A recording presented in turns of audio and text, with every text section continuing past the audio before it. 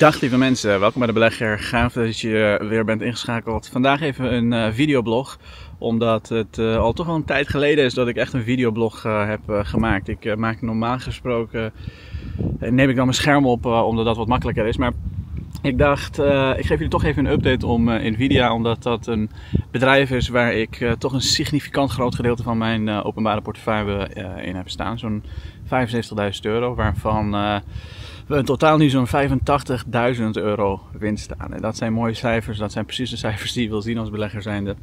Voor minder zou ik het niet doen, laat ik het zo zeggen.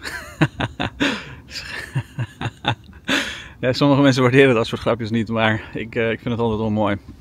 Maar weet je, Nvidia is natuurlijk een heel spraakmakend bedrijf geweest dit jaar. Ik zit er natuurlijk al heel erg lang in. Sinds 2015 bezit ik het aandeel al. Ontzettend veel geld mee verdiend, ook onderaan de streep. AI is nu misschien een beetje een hype geworden, omdat iedereen het erover heeft. Je zou kunnen zeggen het is geen hype, want een hype die waait over. En AI is toch iets wat waarschijnlijk ons levens op een manier zal beïnvloeden die we nu niet eens voor gedachten kunnen voorstellen. Je moet je voorstellen, een tijd geleden, als we het hebben over ongeveer 2015, dat was een beetje de tijd waarin elk bedrijf een techbedrijf werd. Ik werkte toen voor een techbedrijf en bij elke boardmeeting die ik zat, bij elke bedrijf waar ik aan tafel zat, had het management erover dat ze eigenlijk vinden dat ze veel meer een techbedrijf zijn geworden, terwijl ze gewoon simpelweg handwerk deden vaak. Maar gewoon een techneut nodig hadden, vaak meerdere, om eigenlijk het hele bedrijf achter dat handwerk te kunnen runnen. Want een bedrijf tegenwoordig is niet meer een gebouw waar mensen komen en een Excel'tje waar je wat dingen bijhoudt en zo.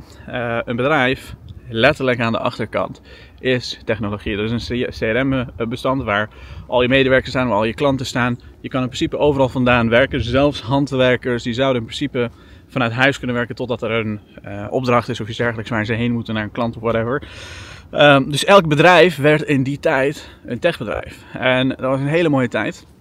En de vraag is dus nu, zal elk bedrijf een AI-bedrijf moeten worden? En dat is toch wel een beetje waar het heen gaat. Als je kijkt naar wat er nu aan de hand is in de wereld. Ik zal je even een kort stukje laten zien van de CEO van Nvidia, Jensen Huang.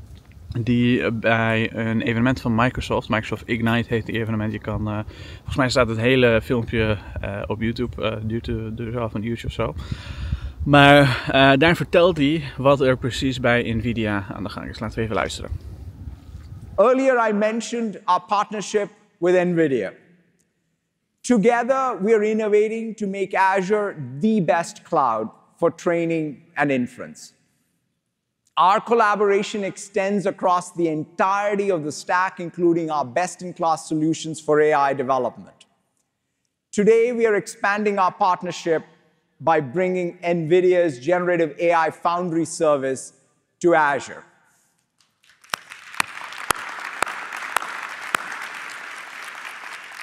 Really, it brings together NVIDIA's foundation models, frameworks, tools, as well as its DGX Cloud AI supercomputing and services to provide the best end-to-end solution for creating generative AI models and custom generative models. To share more, I would like to invite up on stage the NVIDIA founder, president, and CEO, Jensen Huang, to join me.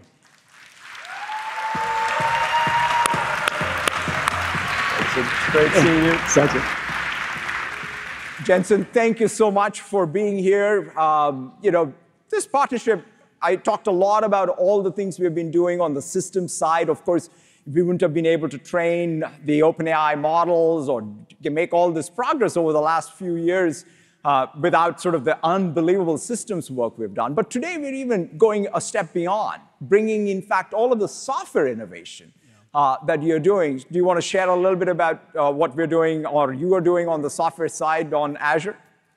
I would love to. First of all, I'm so happy to be here to celebrate the amazing work of our two teams. This last 12 months, when I was just listening to you, unbelievable amount of progress for the whole computer industry, frankly, in the last 12 months. Well, our two teams have been super busy. AI and accelerated computing is a full stack challenge, and it's a data center scale challenge, from computing to networking, from chips to APIs. Everything has been transformed as a result of generative AI.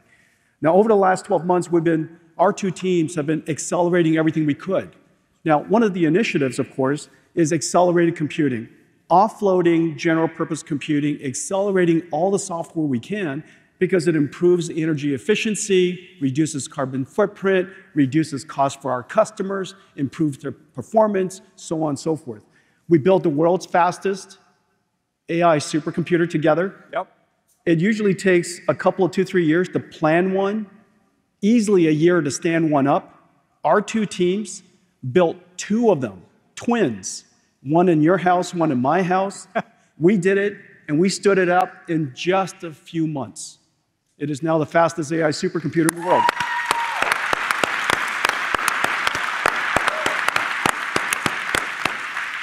And it seemingly, without barely even trying, it's the 3rd fastest supercomputer on the planet.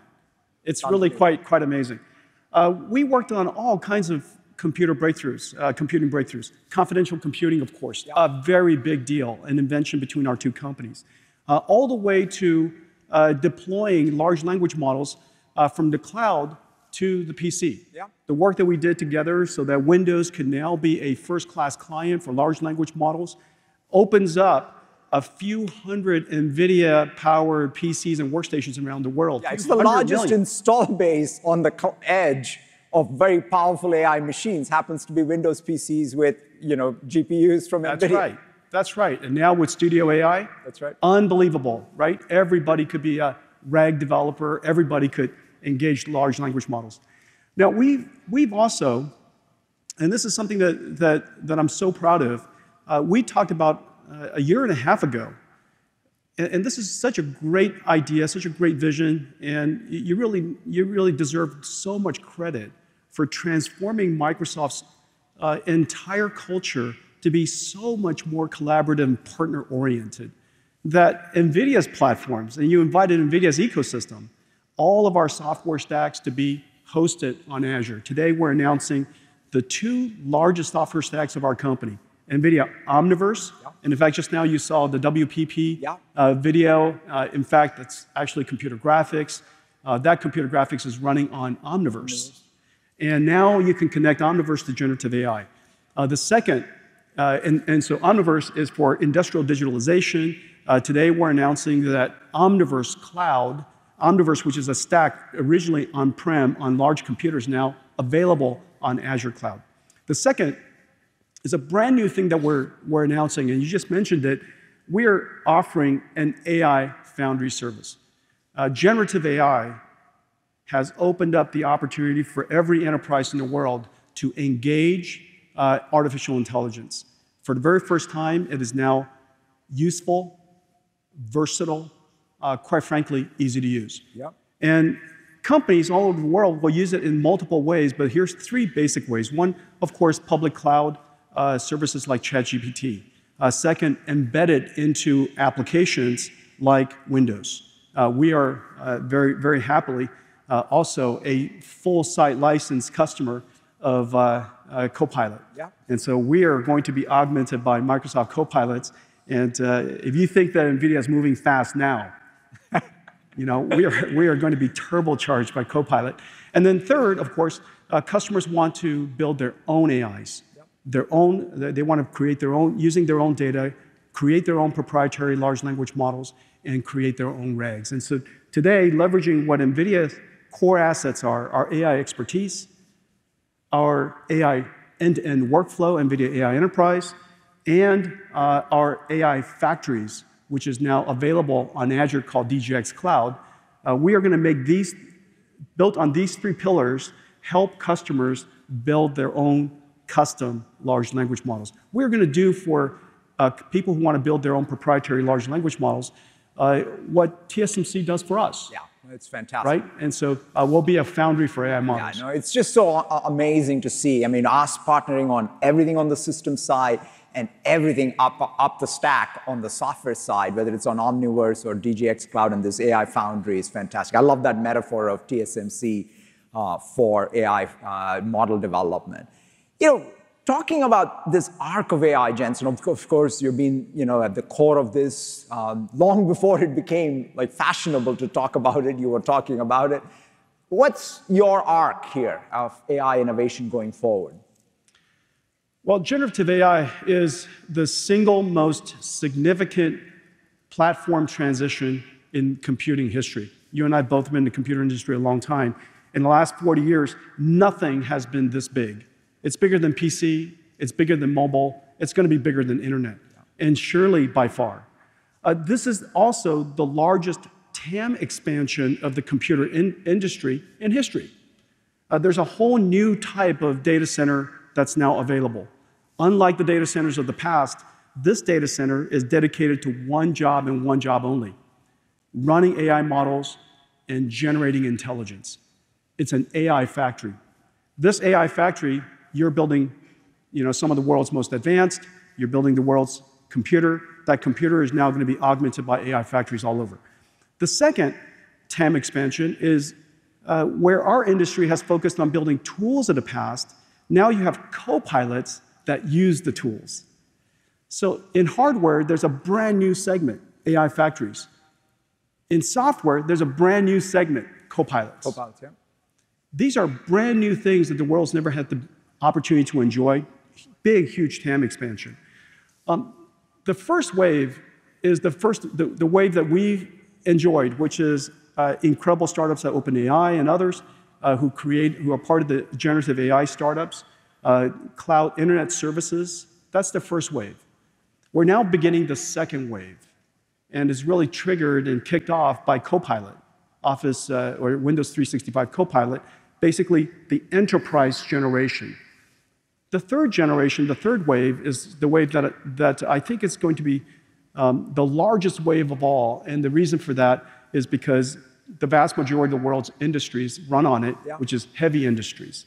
And this is where NVIDIA's Omniverse and generative AI is going to come together to help heavy industries digitalize and benefit from generative AI. So we're really, quite frankly, barely in the middle of the first wave, starting the second wave. This is going to be... I love that, 3 waves, and all happening somewhat in parallel, but there's staging of it, and I think it all accrues. It compounds across all 3. That's right. Maybe we can close out, Jensen. You and I have worked together for decades. Microsoft and Nvidia have worked together for decades. Partnerships are these magical things where your innovation, our innovation comes together ultimately to enable people in the audience. So just talk about when you think about the Microsoft partnership, what's your vision for it? What's your expectations of it? And just any thoughts on that?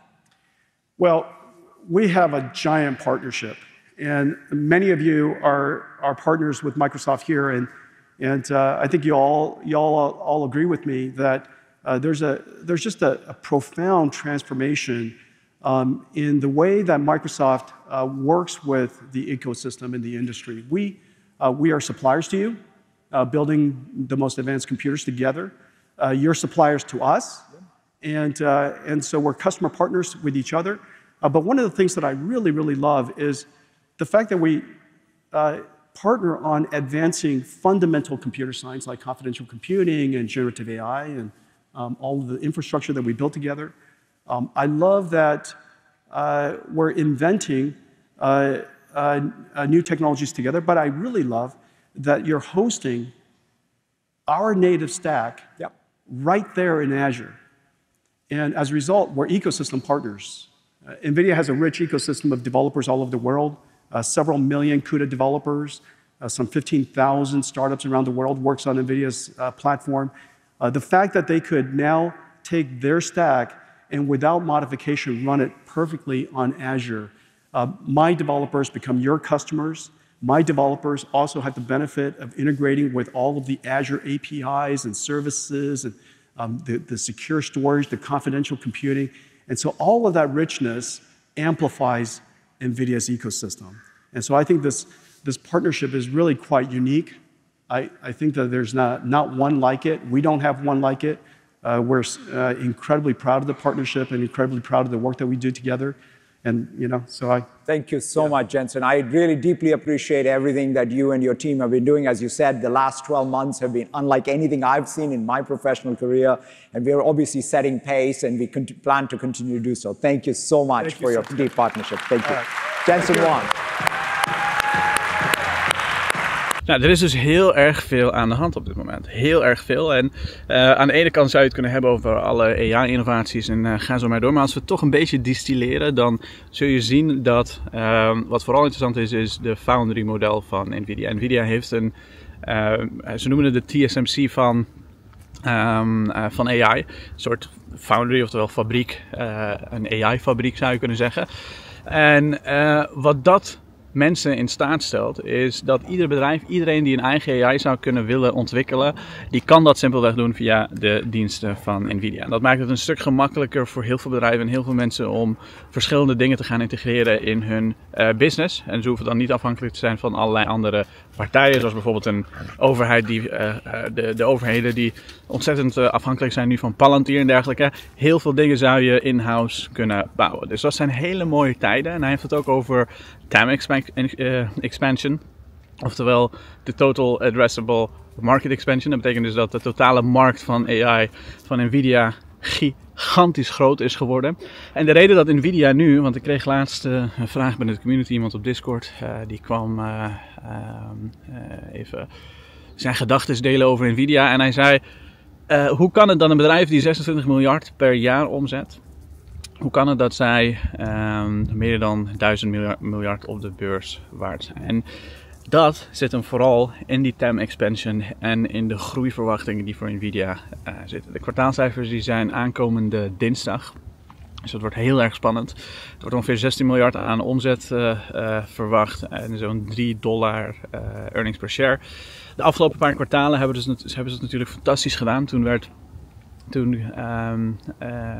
werd ChatGPT groot, laten we zeggen. En heel veel mensen kregen een veel beter beeld bij wat AI nou daadwerkelijk kan. Heel veel dingen die geïntegreerd werden met ChatGPT en gaan zo maar door. Er is ontzettend veel vraag naar generative AI, met name.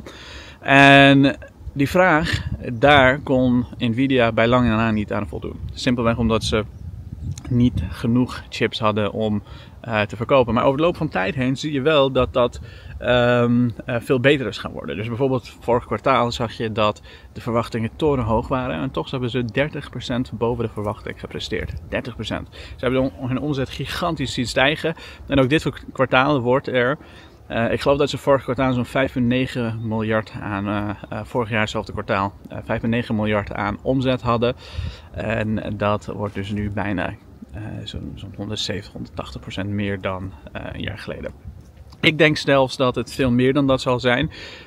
Vorig kwartaal hebben ze ver boven verwachting gepresteerd, zo'n 30%. Ik denk dat ze dit kwartaal nog veel verder boven verwachting zouden kunnen gaan presteren. Ik pin me er nu op vast. Ik weet niet of dat ook daadwerkelijk zal gaan gebeuren, maar ik denk het wel. En ik denk dat dat vooral te maken heeft met het feit dat er op dit moment ongelimiteerd vraag is naar de chips van Nvidia. Of in ieder geval AI-chips over het algemeen. En Nvidia heeft de allerbeste. Ik denk dat Nvidia ze niet snel genoeg maken. Dus het zal niet aan de vraag liggen. Het zal vooral liggen aan hoe snel ze die chips aan de man kunnen brengen. Dus ik denk dat ze nu ook wel ontzettend hoger gaan scoren. Ik denk dat ze misschien wel zelfs richting de 19 miljard aan de omzet zouden kunnen gaan genereren. En nogmaals, ik pin me er niet op vast. Maar ik denk dat dat wel heel goed in het vat zou kunnen zitten. Maar betekent dat het aandeel omhoog of omlaag gaat? Kijk, ik let daar over het algemeen niet op. Het is mooi, maar ik focus me vooral op het bedrijf. En het aandeel dat volgt altijd vanzelf wel. Je kan niet zeggen het aandeel gaat omhoog omdat ze X of Y hebben gepresteerd.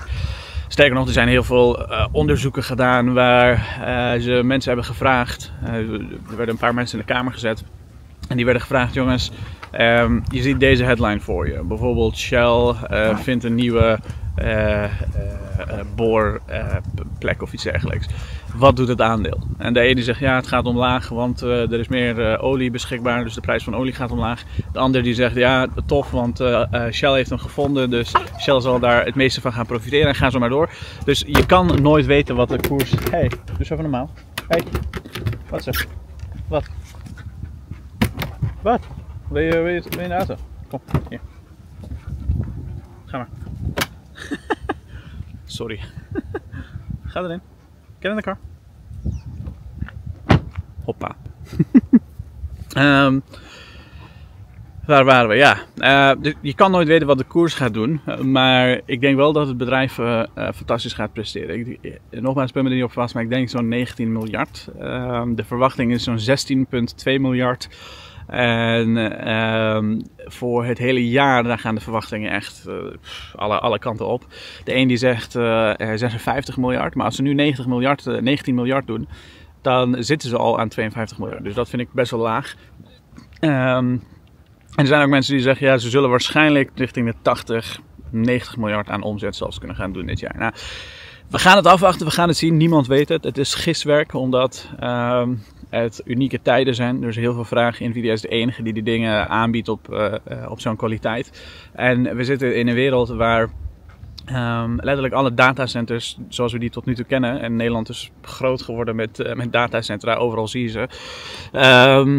Dat de tijd voor datacentra simpelweg is gekomen om volledig zichzelf om te vormen. Datacentra zullen niet meer CPU's nodig hebben, maar de GPU's van Nvidia. En zullen vooral AI gedreven zijn. En een stuk compacter, een stuk kleiner kunnen zijn. En dat is precies de time expansion waar Jason Huang het ook over had. Dat betekent dus dat iedere datacenter op dit moment chips van Nvidia aan het kopen is. En de vraag is hoe snel kunnen ze hoeveel chips maken om aan al die vragen te kunnen voldoen. En we gaan het meemaken, we gaan het zien, maar dat is toch wel een beetje wat hier bij Nvidia aan de hand is. Ik heb er zo'n €75.000 in zitten. We gaan zien hoe het ook daadwerkelijk gaat presteren straks. Het wordt in ieder geval spannend. Kijk, als ze onder verwachting presteren, zal het niet aan de vraag liggen. Dan zal het vooral liggen aan hoe snel ze die dingen hebben kunnen bouwen, kunnen maken en distribueren. Naar de klanten toe verzenden, betalingen in, gaan zo maar door. En dat is een luxe probleem. Maar dat betekent wel dat als dat ook daadwerkelijk zou gaan gebeuren, dat het serieuze risico vormt dat Nvidia flink zal gaan dalen. En nogmaals, ik kan het niet weten, maar dat is wel het verschiet. Want de verwachtingen zijn zo hoog dat je nu niet kunt gaan teleurstellen. En als ze dat wel doen, ja, dan wordt het een mooi koopmoment voor de mensen die nog niet in Nvidia zitten. Maar goed, ik hoop dat je wat had aan deze video. En ik zie je misschien wel bij de volgende terug.